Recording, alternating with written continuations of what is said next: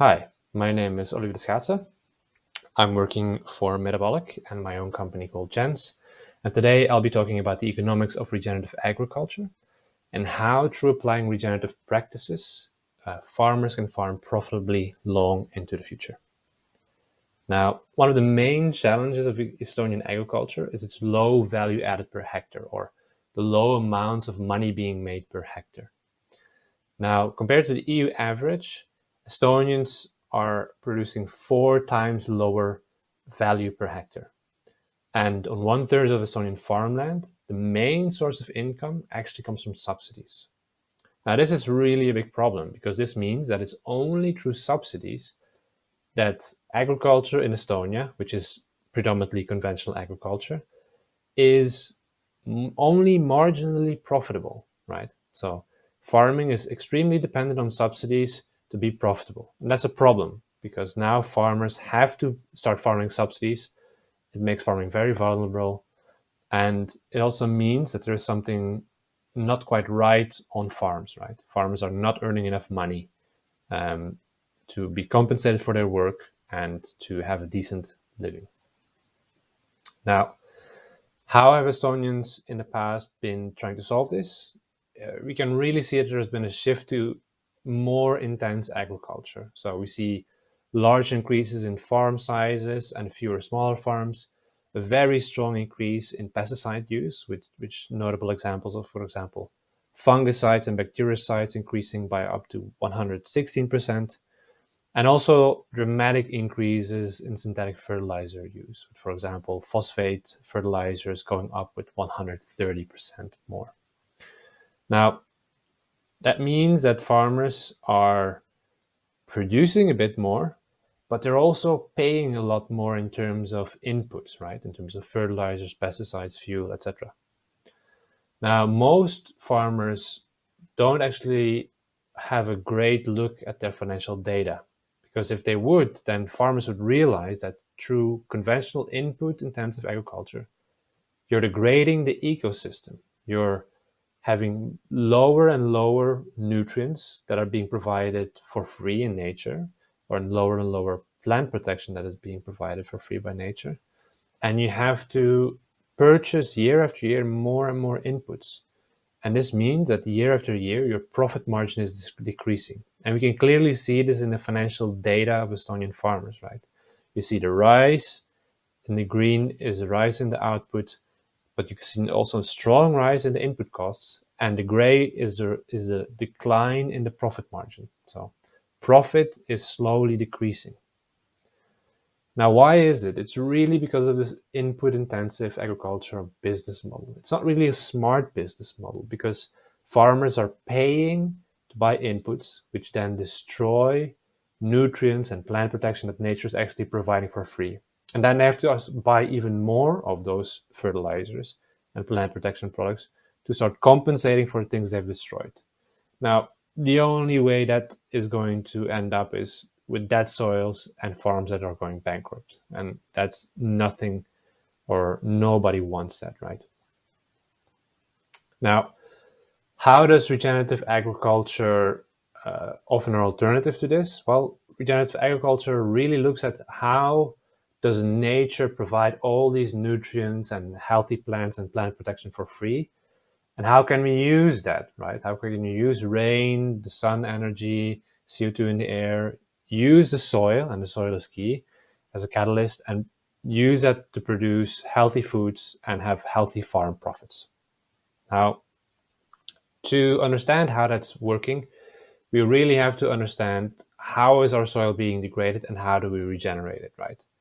So we have to reframe that farming is not buying inputs and feed to grow plants and animals, but the goal of farming is to provide optimal nutrition for healthy and productive plants and animals. And there's different ways in which we can do that. We don't necessarily have to buy all these inputs, right? So the question becomes, how do we provide all these essential nutrients for plants and animals through regenerative agriculture? And the key to this are the 7 main attributes for a regenerative soil. So the first key element of a regenerative soil is looking at the mineral profile. So minerals can be seen as the hardware of the soil. Your soil has a sand, clay, and silt fraction, And combined, that determines what type of soil you have. You have a clay soil, a loamy soil, sandy soil. Now, this type of soil also determines which types of nutrients are naturally present in the soil. And another characteristic of this is the cation exchange capacity, which is the amounts of nutrients that the soil can hold and the speed by which it can exchange these nutrients. Now, natural changes in this mineral profile, they happen extremely slowly through weathering events. So it's not something that changes quickly.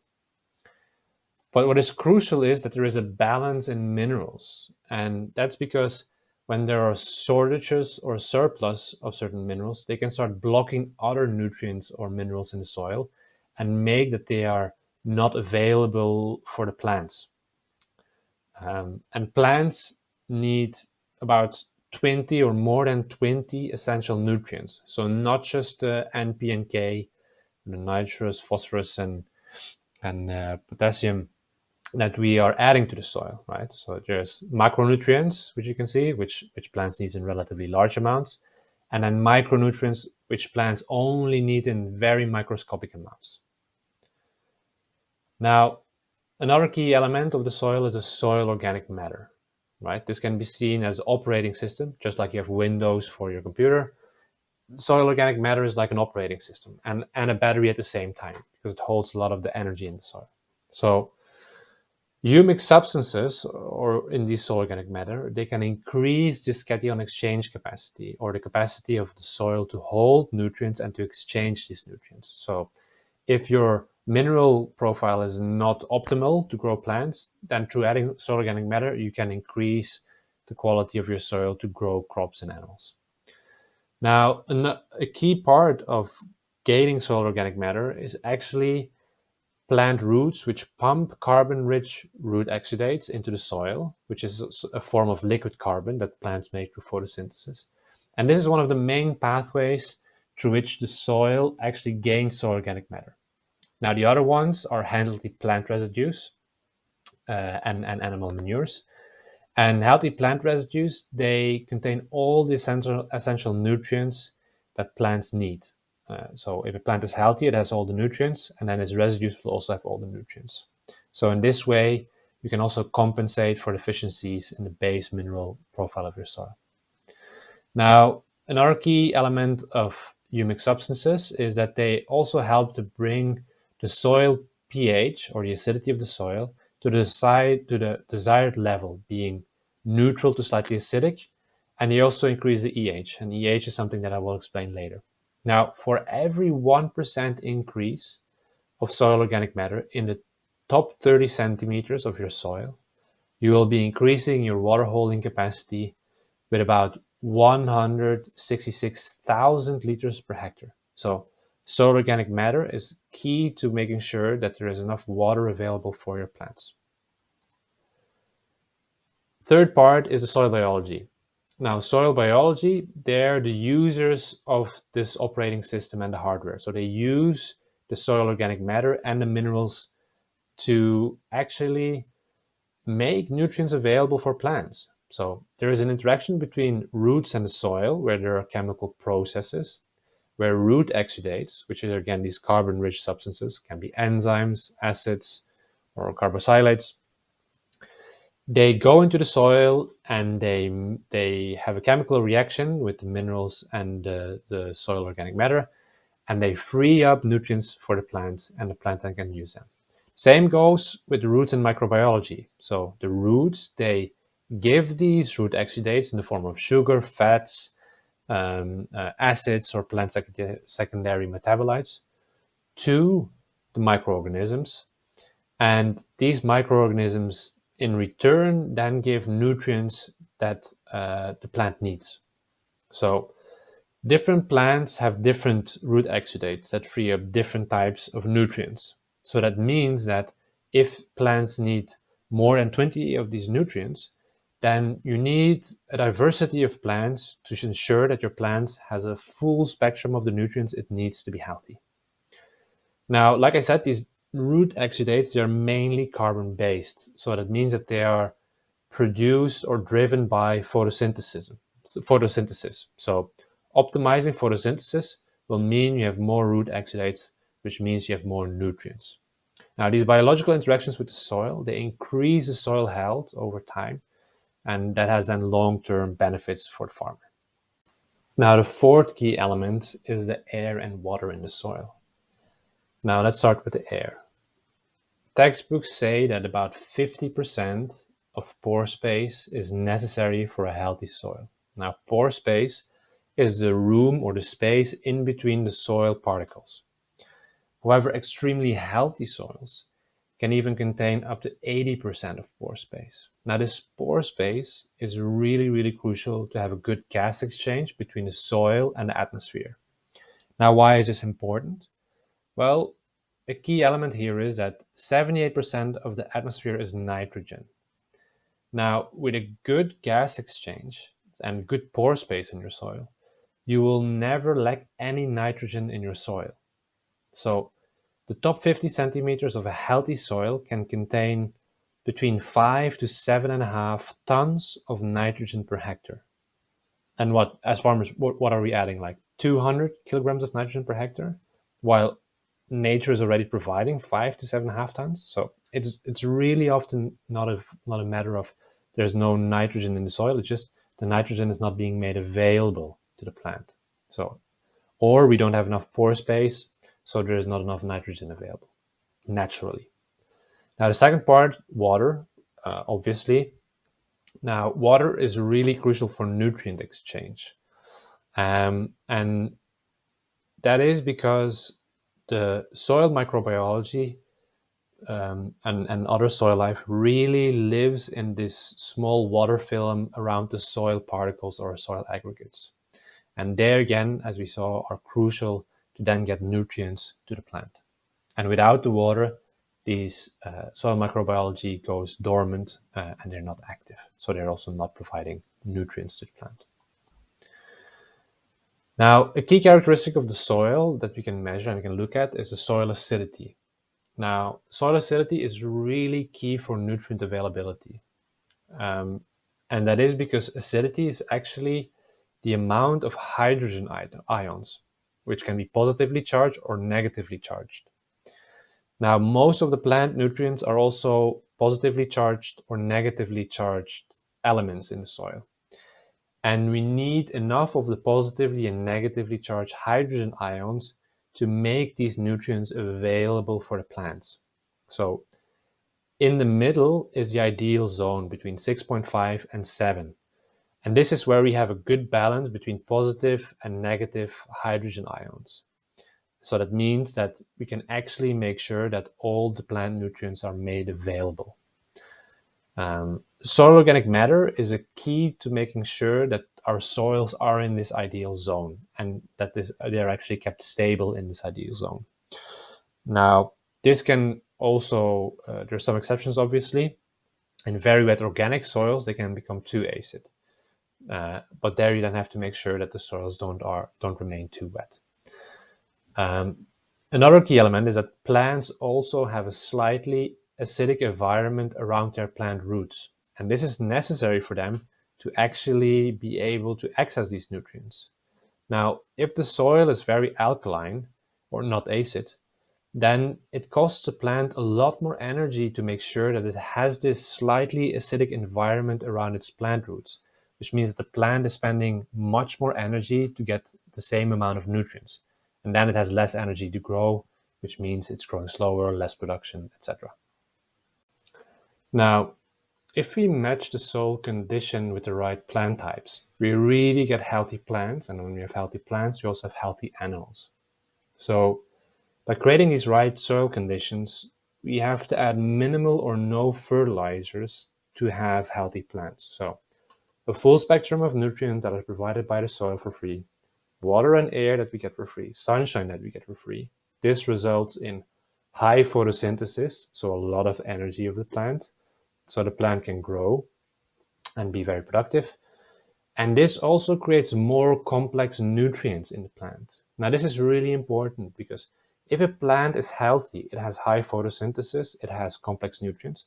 And because it has complex nutrients in it, insects physically can't digest them. So there is different types of insects that will feed on a plant at different nutritional stages. So the best way to get insights into what the nutrients are in your plant is to do a plant sap analysis. However, there is also an alternative. It's not so accurate, but it is an alternative that you can use in the field, which is looking at the Brix values, or the density of sugars and other dissolved solids in the plant sap, like vitamins, minerals, and proteins, using a refractometer. Now, this is something, just a handheld device that you can buy.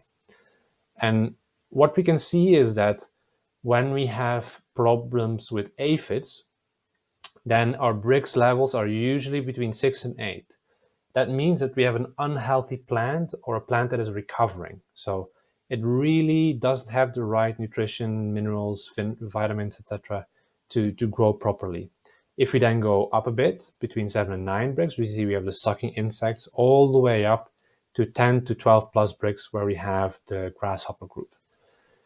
But once we go above 12 Brix, we really see that the plant is healthy and it's actually immune to insect attacks, because even if the insects would try to eat from that plant, they wouldn't be able to digest it. It would be like us trying to eat wood. We don't eat wood because we can't digest it. The same goes for insects. If the plant is very, very healthy, it has complex nutrients, the plant won't attack it because it's not suitable food for it. Or sorry, the insect won't attack it because it's not suitable food for it.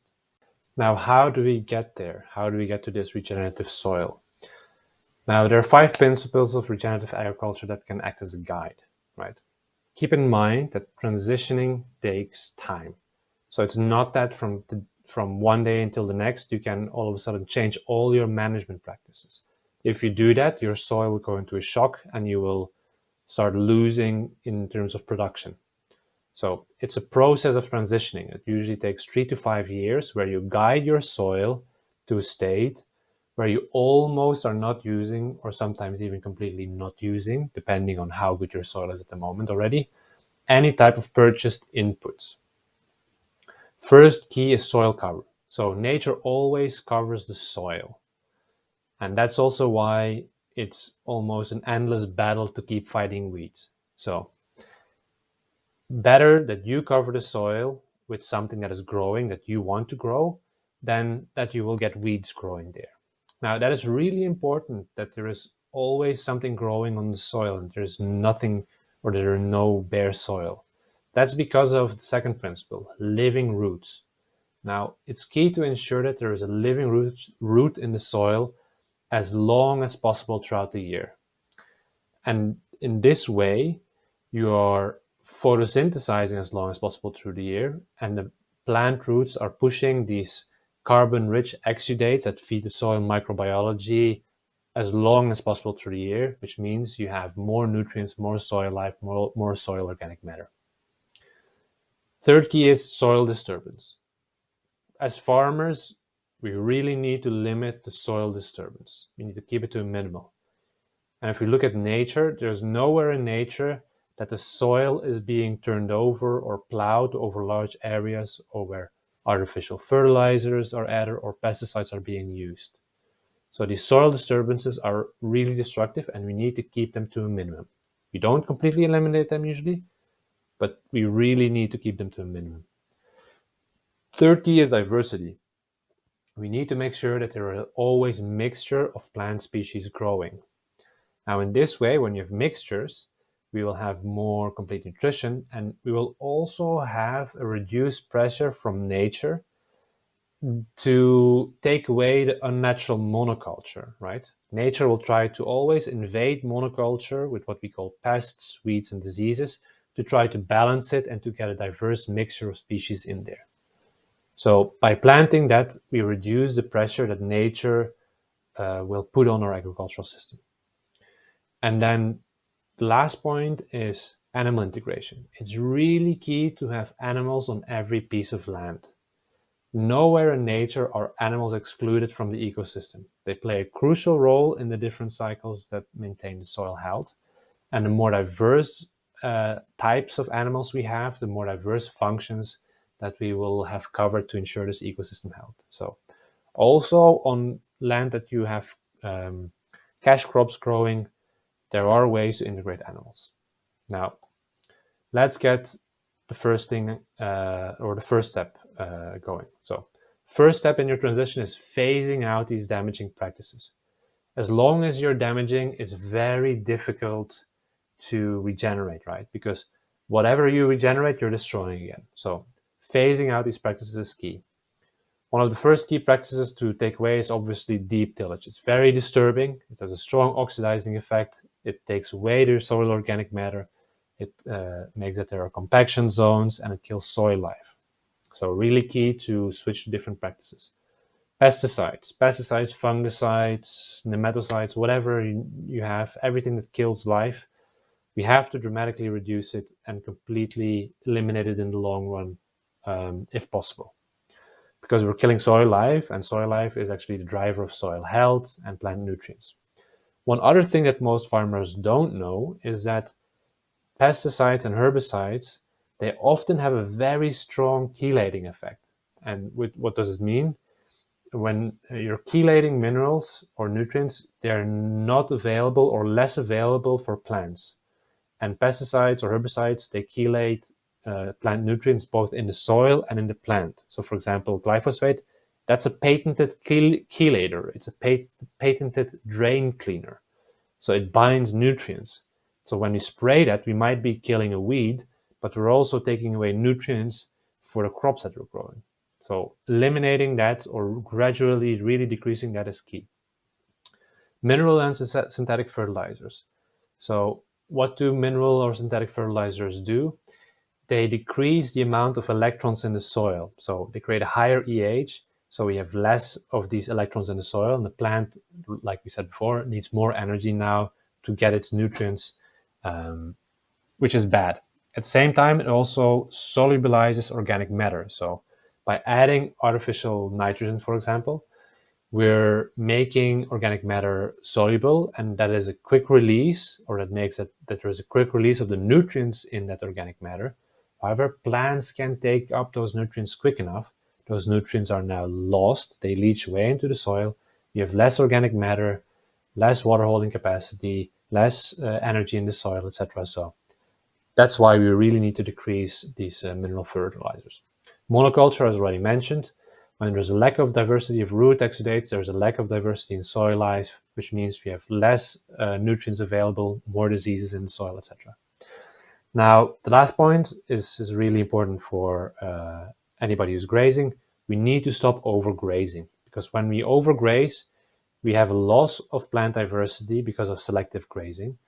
Cows or other ruminants or grazing animals will prefer certain plants and will always graze them, and they will die out, and other plants will go in its place, so we have less diversity.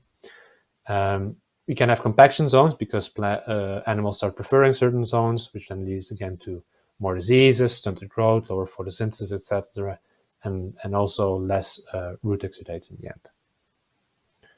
What are things then that we should be doing? How are we transitioning? So in terms of machine work, right? We can switch to conservation tillage or strip tilling, where we only till very minimally or only strips where we plant in. Now, once your soil is healthy enough, so not in the beginning, once your soil is healthy enough and you've already regenerated, then you can start moving into direct drilling into crop residues or into cover crops. Now, with these methods, we can save up to 50% of field operations, and that can save us about 35% of our operational costs, right? Or no, of the costs associated with machine work, sorry. So it's really key. And at the same time, by doing this, we're minimizing disturbance. When we're drilling or strip tilling in residues or cover crops, we're keeping the soil covered, we're providing organic matter, we're reducing problems with weeds. So those are all, again, key points where we're regenerating soil and saving money. Input management. So it's really about reducing that over time to reduce the soil disturbance. So you have to restore the soil to be able to reduce the amount of nutrients you're giving, because otherwise you will have a drop in production. So you have to earn that right. You have to really put in the effort and follow the practices to regenerate your soil. Now, a first easy step is to also stop wasting the inputs that you're buying. Um, Nitrogen use efficiency in Estonia is between 52 and 59%, which means that you're losing more than half of the nitrogen that you're buying. It's just gone. That's just wasted money. Now, to prevent that, you can stabilize your nitrogen with humic substances that are carbon-based and sulfur to avoid leaching of these nutrients. This means that they are more stable in the soil, they're longer available for plants, and they don't wash out that easily with the rainfall. So with that alone, if you're now wasting 50% more or less, and you're now stabilizing it, you can already almost save up to 50% of your fertilizer cost just by stabilizing it, right? Now, the second thing is we often use water to apply our inputs. However, farmers don't often really look at what type of water they are using. It's really important that your water is chlorine free and that the hardness is below 70 parts per million. Now, why is that? Because if you're using unsuitable water, you can reduce your product efficiency up to 70%. So just by having water that is not suitable, that is either too hard or has a lot of chlorine in it, you're already wasting 70% of what you're buying. So that's not really smart, right? And at the same time, you're overloading the system or disturbing the system still with 70% of those purchased inputs. So that's another easy way to limit disturbance and save costs. Now, we talked in the beginning about the minerals in the soil and mineral imbalances. So when we have a mineral imbalance in the soil, we'll have a lack of plant nutrition. Now, to find out if you have this mineral imbalance, you will have to do a soil test that not only looks at your NP and K in the soil, but looks at all of the available, these 20 nutrients that I showed in the soil, both in the plant available and in the total amounts, right? Now, based on that, you can see where you have shortages or where you have some nutrient that is too high.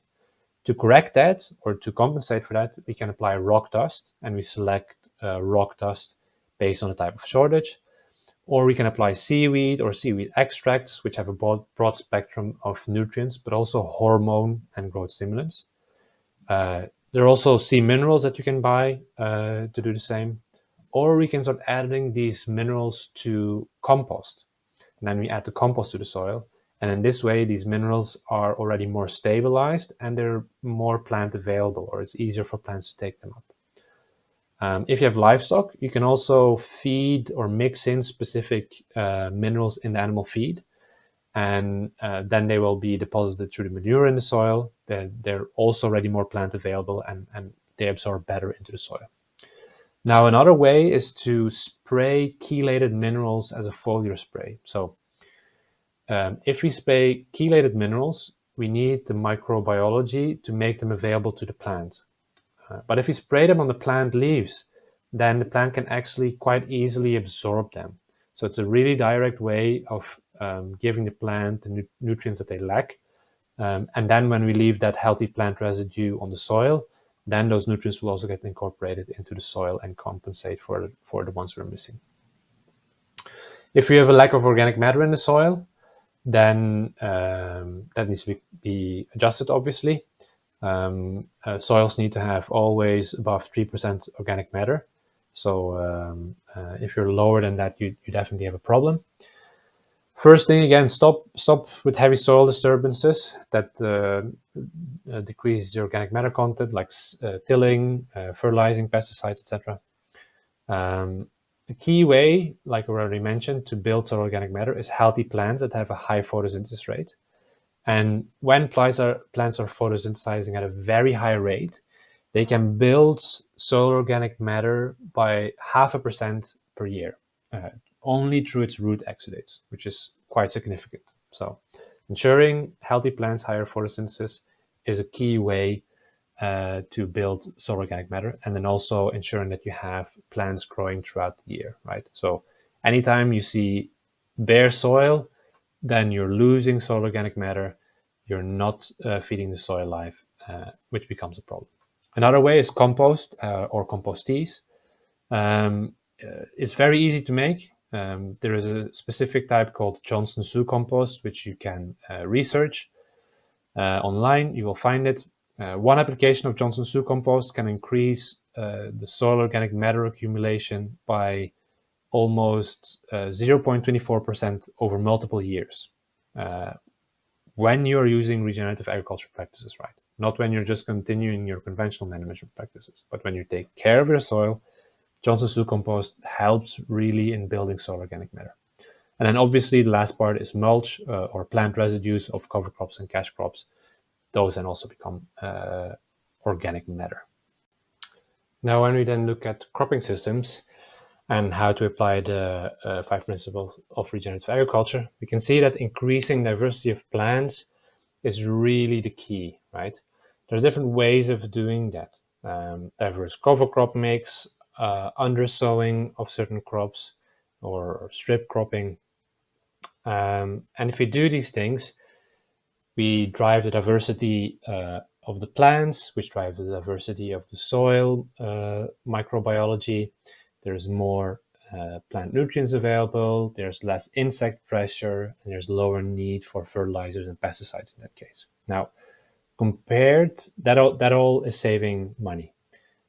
On a yield level, compared to just conventional management, we can see that there can be a benefit of up to 35% in an increase in yields. So that is quite significant, but it really depends on what your current yields are, obviously. Now, another way to increase yields or to increase diversity, and through diversity increase yields, is having different mixes of the same plant, so cultivar mixes. Now, compared to just having one different seed type and one different or one specific genetic of the plant, having many cultivars will yield between 2 to 9% more. And the more variety in the mix, the more yield increase we will have. Now, why is it important? Through this, we have more genetic diversity and we make it more difficult for disease to spread to different plants, and plants generally grow healthier when there's more different cultivars growing next to each other. Biodiversity strips is another way to add biodiversity, obviously, in fields. Now, interestingly enough, research shows that up to 8% of your field can be planted with these kinds of biodiversity strips or beetle banks without any yield loss at the field level. Now, this means that you will have the same amount of production, and that is because the diversity, again, more nutrients, more pest control, so less stresses for the plant, so the plant grows better, which reduces your input costs and you have the same amount of yield. Another way to increase diversity is planting windbreaks. So these are usually woody type of shrubs and trees that you plant to limit the impact that wind can have on the crop. Now, most of your farmers will be familiar with windthrow, the image on the right, where a lot of the grains are pushed to the ground by wind. Windbreaks can really help there. So windbreaks can increase yields by 9 and up to 27%. And they're a great habitat for different kinds of insects and birds that again then act as free pest control for you. Also for grass, windbreaks really help because the grasses have to spend less energy on making very sturdy stems to make sure that they stand upright in the wind. So the less wind the grass are subjected to, the more biomass they can grow. Then if we look at pastures, again here diversity really has its benefits. So research has shown that a high diversity pasture produces the same amount as a highly fertilized monoculture pasture. So just by making sure you have a diversity of plants growing in your pasture, you're going to have more biomass compared to a monoculture that you're not fertilizing at all, right? So most beef farmers in Estonia are not fertilizing their fields. So adding diversity will increase your biomass, will increase the amount of forage you have.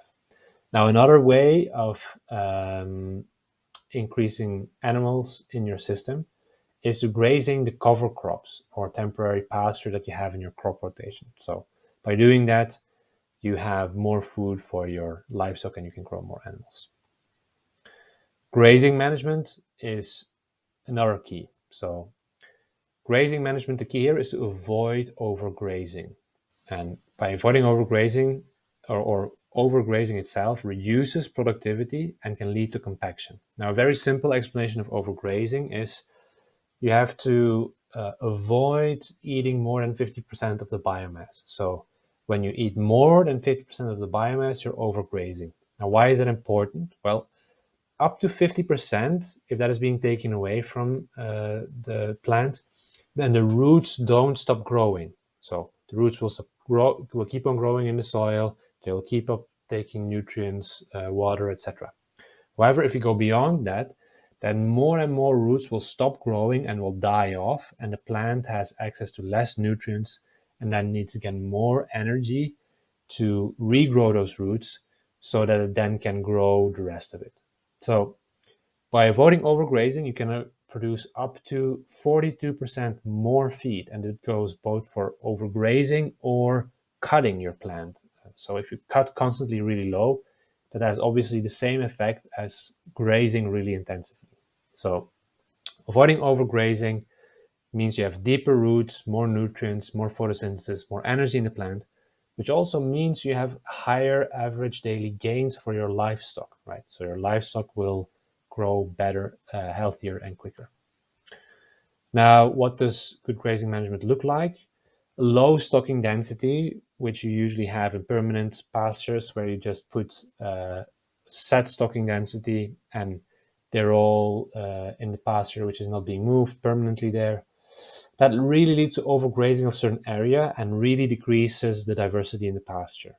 Now, when you have a higher stocking density and you're moving your animals over different pastures, you don't keep them in one pasture all year round or for longer periods of time, but you move them regularly, and you have a high enough stocking density that results in more even grazing pressure and more species diversity in the pasture, because you don't have selective grazing where some species are overgrazed and they disappear in the pasture.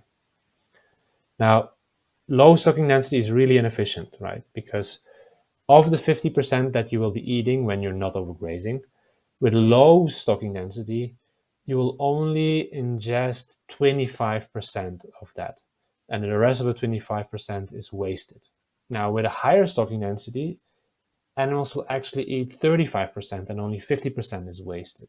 So you're also increasing the efficiency of use of your grazing forage. Another key that we mentioned is the right biology in the soil.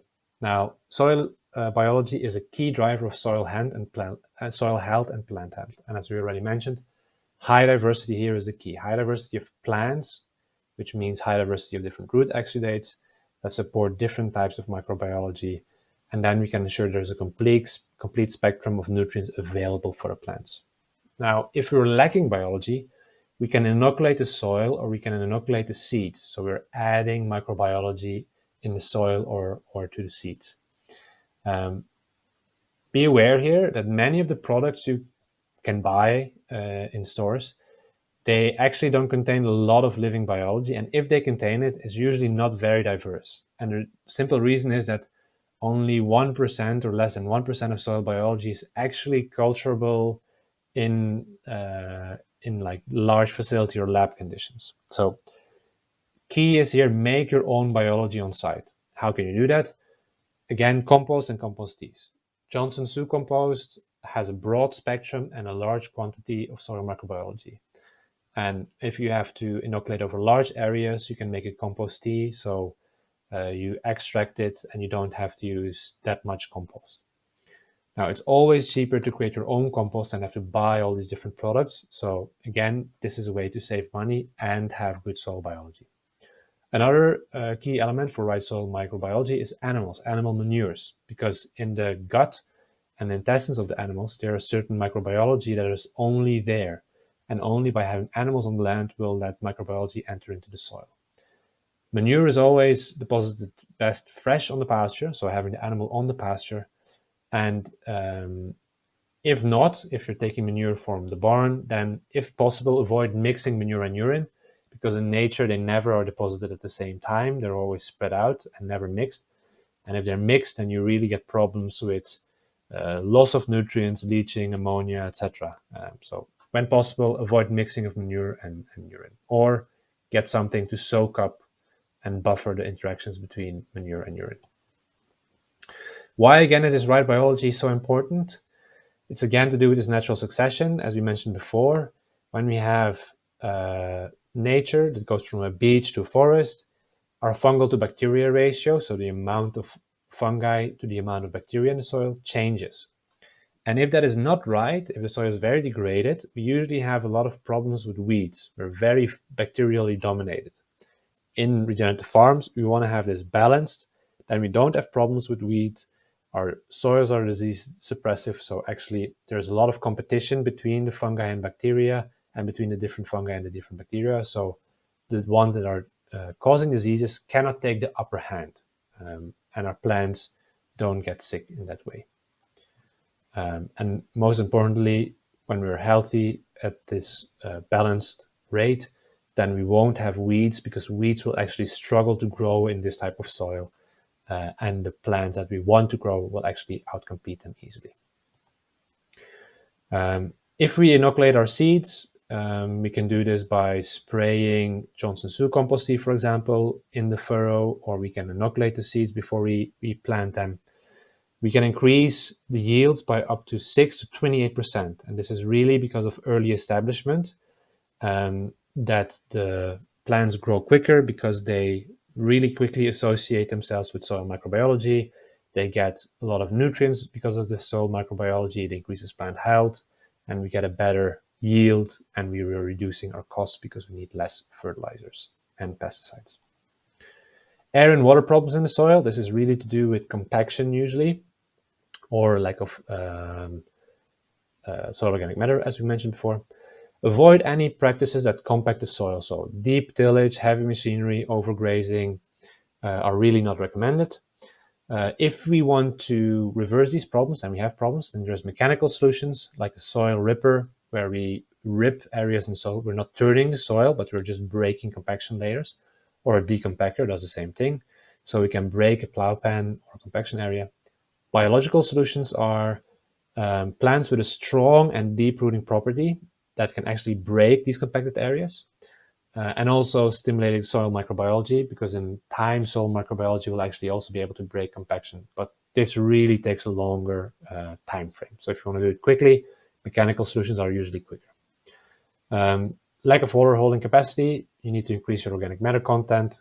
This then improves the soil structure, so water can better infiltrate and it holds more water. And irrigation, this is less relevant for Estonia, but too much water is as damaging as too little water. Now, lastly, when you have problems with pH and EH in the soil, to correct that, increase organic matter content, maximize your photosynthesis, so ensure that there's enough light for the plants through proper placing, but also through diversity, because different plant species have different leaf architectures, and they catch light differently in that sense. So different plants mixed with each other will make sure that you're catching more sunlight actually. Also, ensure that there's all essential nutrients. If they're not given through the soil, you can easily give them through foliar sprays instead of using synthetic fertilizers. Good soil structure, so you have air and water, and living plants year round are all key to maximizing photosynthesis. Now, when you have a problem with EH, you have to be aware that there are some plants that have reducing and some plants have oxidizing properties. So modern grain varieties, lucerne, alfalfa, or purple clover, they are all oxidizing, so they will make the soil more oxidized. White clover, the cruciferae and brassicae family, they all have reducing effects, so they will move more in the reduced directions.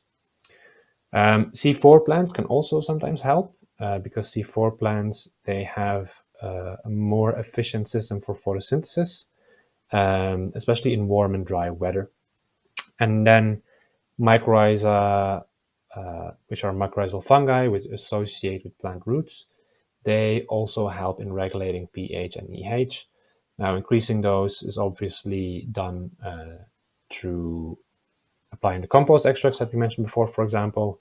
Very high fungal dominated compost extracts can help, but also incorporating woody species like trees can help with this, because trees usually associate easier with mycorrhizal fungi. And if you have trees growing next to plants, for example, through your windbreaks, then that can also help.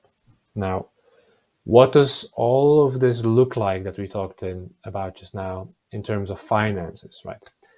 I know every farm is different. However, these principles of regenerative agriculture, they can make any farm more profitable. It's really these principles, they can be adapted in every climate, everywhere in the world. So it really is possible on every farm. Now, to give all of you a bit of an idea what this could look like, um, there's a research that I conducted together with the Ministry of Rural Affairs in Estonia that used public data, which is the average data of all Estonian farms, and then looked at the potential of regenerative agriculture to increase profits on farms in Estonia. And on average, this could be increased by 120%. Now, there is three ways in which this happens. Is either by saving costs. So if you're very high in costs, you're a very input intensive farm, you have high yields, but also high costs, then your yields will most likely stay the same, but you will be able to dramatically decrease your costs and have much more profits. Now, if you have low yields, you most likely also have low production costs. In this case, you can increase your yields and your production costs can stay the same more or less, or you can increase your yields and reduce your production costs. So in total, these are the strategies of regenerative agriculture, very broadly speaking, and that's the impact it can have on farming in Estonia. So thank you.